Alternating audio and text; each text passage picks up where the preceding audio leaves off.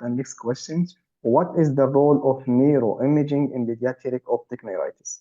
So, as already mentioned, neuroimaging is a mandatory investigation in suspected cases of optic neuritis. Magnetic resonance imaging is the neuroimaging of choice, and the protocol that is required is MRI brain and orbit with contrast, as well as having a fat suppressed sequence helps us in delineating the extent of the optic nerve, where we can see the thickening of the optic nerve, if it's unilateral or bilateral, and it will have a post contrast enhancement. So, contrast imaging is also very important. And getting an MRI is very important because it will help us to know the involvement, unilateral, bilateral, in classifying the disease and the other associated neuroinflammatory syndromes. And also, it will help us to differentiate from other causes where we have suspected optic neuritis, but it could be other etiologies like a compressive etiology where there is an intracorneal lesion or an intracranial space occupying lesion, or it could be any infiltrative conditions or a possible infective like a meningitis that is present. So, all these also can be confirmed with the use of MRI. Mm. So, as I said, that it can help us in subclassifying. So, in cases of a multiple sclerosis, likely it is unilateral involvement with a retrobulbar short segment involvement. And in the brain, we can see periventricular or subcortical white matter lesions, or the typical periventricular Dawson fingers that we say. And in cases of an NMO, there can be a long segment enhancement. Most common involvement of the chiasma can be there. There can be periependymal region involvement with third or fourth ventricle, area postrema, and hypothalamus involved.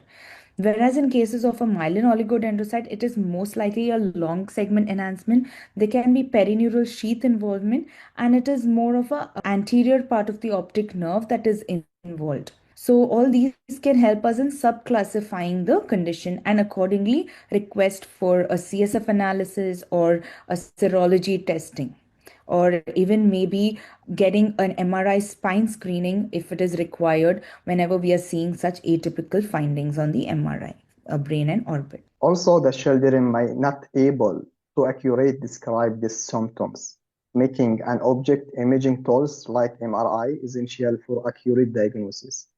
And MRI with contrast can directly visualize the inflammation and the swelling of the optic nerves and help us to rule out other potential causes of vision loss of optic nerve issues such as brain or spinal cord tumor, and also differentiate between various inflammation conditions such as acute disseminated encephalomyelitis, multiple sclerosis, or neuromyelitis optica spectrum disease. MRI results help guide treatment decision and long-term management, including the frequency and follow-up visits. Now we can move the next question. And one more point that I want to add is, Mhm. as you said, on follow-up visits. So, supposing a patient has already had an episode of optic neuritis in the past, because of the axonal loss, there may not be any optic nerve thickening or edema as such that is visible. So, in such cases, when we are strongly suspecting, we have to get a repeat imaging so that it will help us to know there is an acute inflammation of the optic nerve, which the MRI itself can delineate for us. As well as in cases of multiple sclerosis, we might have to repeat the MRI in case to look for any dissemination in space and time. Is treatment for children different from that for adults? Can you please tell us how do you manage this case?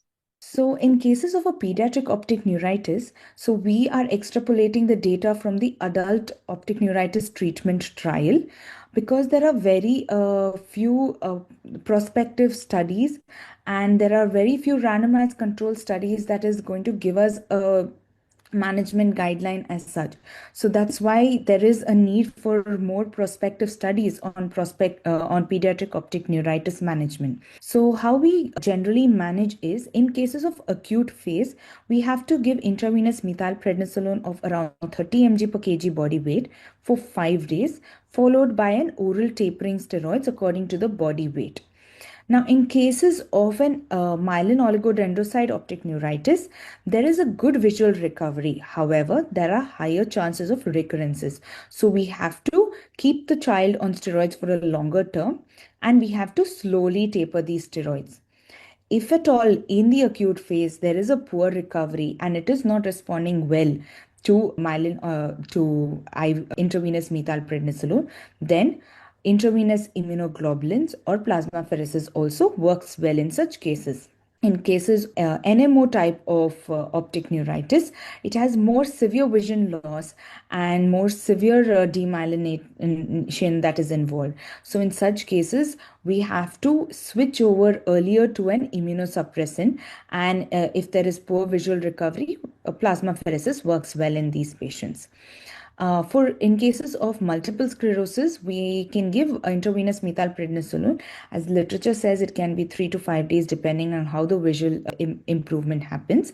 And the other drugs that are specific for multiple sclerosis that were used are dimethyl fumarate, fingolimod, and interferon beta. However, these drugs we have to be very careful, like the natalizumab, fingolimod, and interferon beta can aggravate if it has been misdiagnosed in place of an NMO. So NMO type of optic neuritis will worsen with these drugs. Okay, Okay. rituximab is quite a safe and it works well in cases of neuromyelitis optica spectrum disorder, as well as an MOG optic neuritis, as well as MS, whenever there are chronic relapses, poor visual recovery, or a recurrent disease.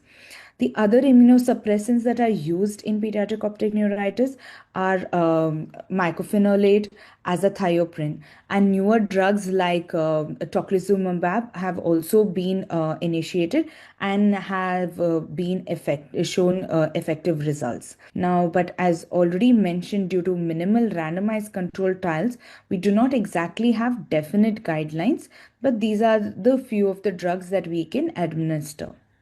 Okay, what about the prognosis for more associated disease? So, in cases of myelin oligodendrocyte, it has good visual recovery. So, the prognosis is good. However, the chances of recurrences are high. That's why I said we have to slowly taper the steroids and keep the child on a longer term steroids. If it is a first event, then you can give a slow taper and then you can stop the steroid.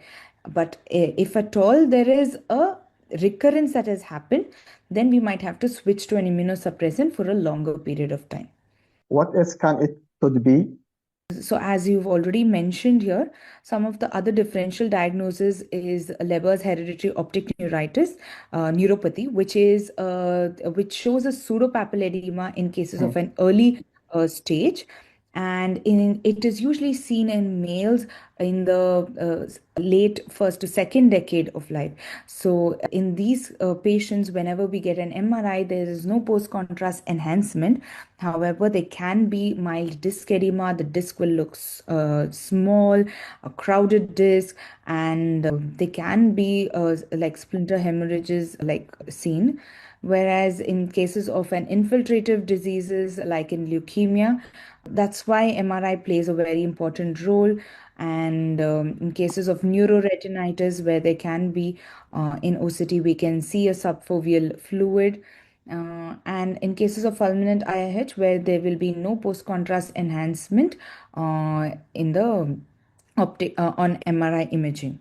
However, all these are relatively rarer, but we should keep in mind whenever we see some pictures similar to optic neuritis, but not completely fitting as in optic neuritis. Oh, so the learning point from this session, optic neuritis in children present with different clinical manifestation than in adult. All children with optic neuritis should have review of systemic on neurological examination looking for signs of polyfocal or systemic disease. MRI brain or orbit with contrast should be performed on all children with optic neuritis to confirm optic nerve enhancement. Eyes with history of optic neuritis show reduced retinal nerve fiber layers thickness and ganglion cell layer volumes compared with control eye. Visual effect potential, we can see the lead latency can help detect underlying optic neuritis. The first line treatment for patients with pediatric optic neuritis is intravenous methylprednisolone. I'm correct, Dr. Adeline? Thank you, Dr. Adeline, for sharing your valuable information. Thank you, Mohammed, for having me here.